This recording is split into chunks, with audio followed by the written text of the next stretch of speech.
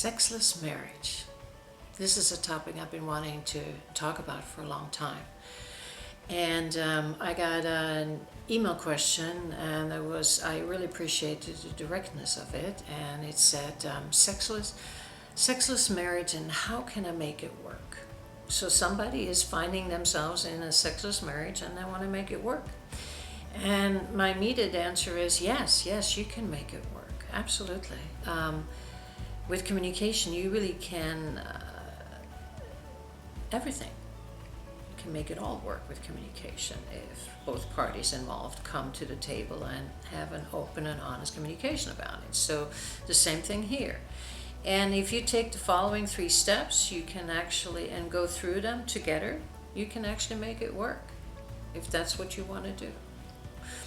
The first step would be, like I said, open communication goes through all 3 of them, and here it starts with a talk, and the talk would be about discussing their understanding, not only discussing, understanding and accepting the differences in sexual desires that seem to be present within this marriage. It doesn't matter if it's heterosexual or homosexual marriage. There's 2 people involved, and a sexual desire can be differently motivated, and if you're on a different level, then your desire obviously is different, and then one person can just get to the point where they're okay with not having any sex. They're getting their intimacy through hugs and kisses and admiration and presence or word, but just not through the physical body. They don't need that. So understanding that the difference is there and not making anybody wrong is truly the first thing you have to do, and then accepting it, that it's different. So nobody needs to change here unless they of course want to, but this is just a fact that the 2 players involved they're wearing different uniforms, but they still want to play together, live together, have a life together. So once you get through that first and you realize, okay, he or she likes apples and I don't like fruit, to simplify it. Of course it's not that simple, but then you can say, okay, so here we are.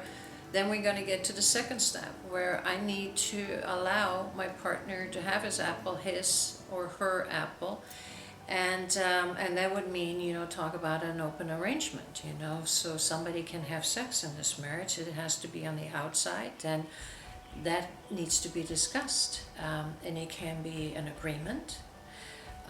It can have rules. The rules can change because everything changes, so it's good to keep that open. Make the rules for now and then say, can we meet again in 3 months, and then see if we need to tweak the rules or if something needs to change. That needs to be part too. That's a willingness to make it work.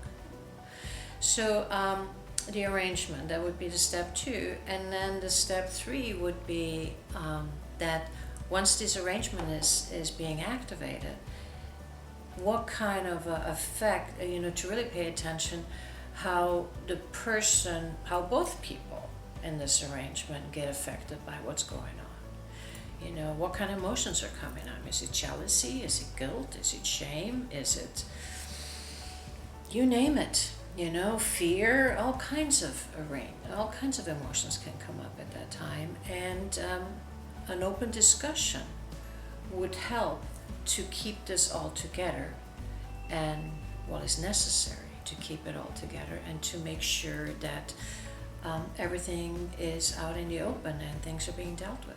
So if you go through these 3 steps, and again, this is going to change over time, because you change, the arrangements could change, new people come in, feelings are getting changed, all kinds of stuff can happen, and if you just stay and pay attention to it and come to the table with your partner, then it can be worked out. I've had a situation where I was caught in a sexless marriage, and we were not married because it wasn't legal for 2 women to marry at that time, but we were committed for life. And with time, it turns out that our sex would get less and less and less, and the agony I went through to get to that first step, to actually be able to exercise, to say, these are my desires, and this is how I feel, and look into it and be okay with it, to present it and to talk about it. That was tough. I was young there at the time, and it was hard.